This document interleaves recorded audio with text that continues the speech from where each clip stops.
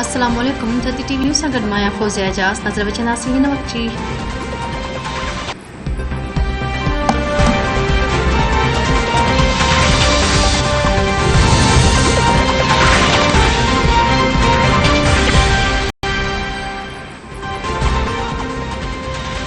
PTI foreign funding party साबित थी चुकी है। परॾेही फंडिंग वठंदड़ पार्टीअ जा समूरा दग बंद थी चुका आहिनि। सूद समावारी वफ़ाक़ी वज़ीर मरियम औरंगज़ेब चयो आहे त पीटीआई केस में 9 भेरा वकील तब्दील ऐं 50 भेरा ॿुधणी मुलतवी कराई।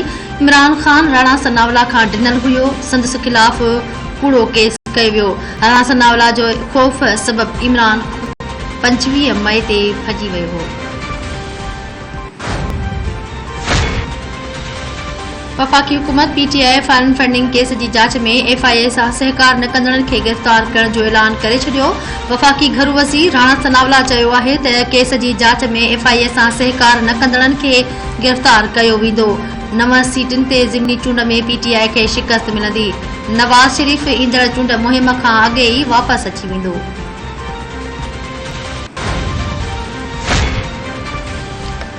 राणा सां पंहिंजे औकात में रही ॻाल्हायो। अव्हां जी हैसियत कोहिसार थाणे जे एसएचओ खां वधीक नाहे। पीटीआई अॻुवान फवाद चौधरी जो चवणु आहे त राणा सनावला एतिरो बहादुर आहे जो हुकूमत तब्दील थियण बाद फैसलाबाद बि नाहे वियो। एहतियात करणु सुठी ॻाल्हि आहे।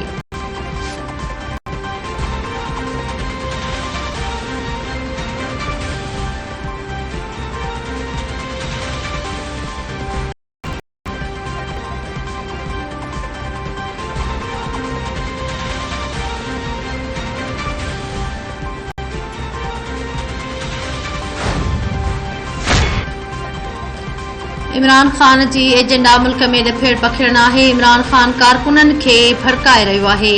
नौजवान संदसि ॻाल्हियुनि में न अचनि।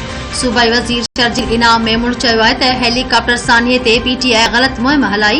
इमरान ख़ान अहिड़े हरकतुनि खां पासो करे।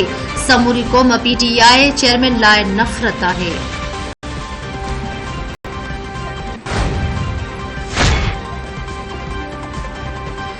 कर्ज़ लाइ बि आर्मी चीफ खे फ़ोन करणी पइजी रही आहे। मुल्क दीवाली तरफ़ वधी रहियो आहे।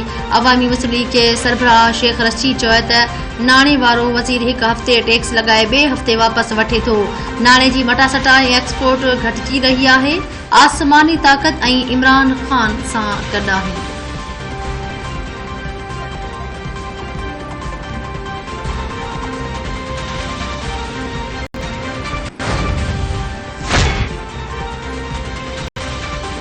कराची में बिजली जी लोड शेडिंग ते ज़ाब्तो न अची सघियो। गार्डन खारदर लियारी कोरंगी नाज़माबाद ऐं ॿियनि इलाक़नि में डिघी लोड शेडिंग सबबि शहरी परेशान। शहरियुनि जो चवणु आहे त बिजली जी लोड शेडिंग सबबि अज़ाब में मुब्तला थी वियल आहियूं। गुड्डू बैराज ऐं सखर बैराज वटि विचोले दर्जे जी ॿोॾ बरक़रार। गुड्डू बैराज वटि पाणीअ जी आमद 4,09,109 क्यूसिक रिकॉर्ड। गुड्डू बैराज वटि पाणी जो छोड़ 3,86,599 क्यूसिक रिकॉर्ड। सखर बैराज वटि पाणीअ जी आमद 3,84,560 क्यूसिक रिकॉर्ड। कोटड़ी बैराज वटि पाणी जी आमद 1,92,599 क्यूसिक रिकॉर्ड।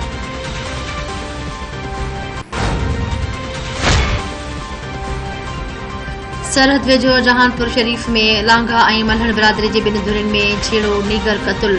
जहिड़े दौरान 16 वरनि जो राजा हुसैन मल्हण मारिजी वियो। धुरियुनि में छिकताण वधी वई। काछे में गेस्टो ते ज़ाब्तो न आयो। वधीक हिकु ॿारड़ो फोत। टंड रहीम ख़ान जे ॻोठ मुराद जमाली वासी 2 वरियनि जे अहमद अली गेस्टो विघे फोत थी वियो। फोतीअ जो अघु 14 थी वियो आहे। इलाइक़े में केतिराई ॿारड़ा गेस्टो में मुब्तला। सिहत खाते तहरुक न वरितो।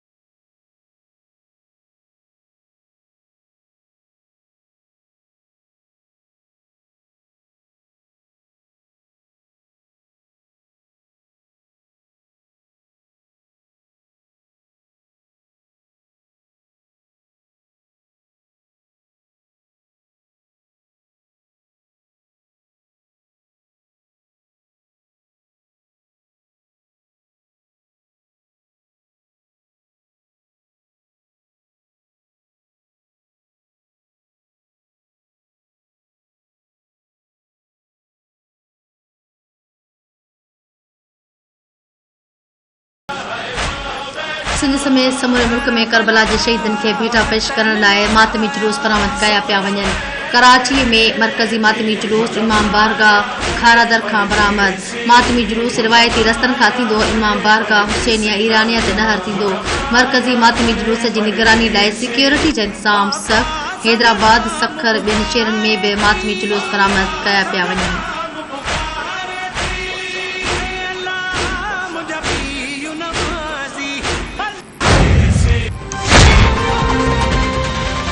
रावलपिंडी एक्सप्रेस शोएब अख्तर के गोलनि जो कामयाब ऑपरेशन। शोएब अख्तर के गोलनि जो ऑपरेशन 8 कलाकनि ताईं जारी रहियो। शोएब अख्तर गुज़रियल ॾींहुं मदाहनि खे दुआउनि जी अपील कई हुई।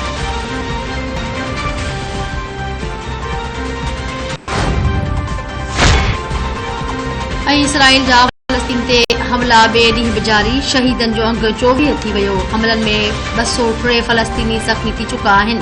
हमास मूजिब इसराइल जा बालिया मुहाजिर कैंप वेठो ॿारनि ते हमलो कयो। इस्लामिक जहाज़ इसराइल ॾांहुं 400 रॉकेट फायर कया।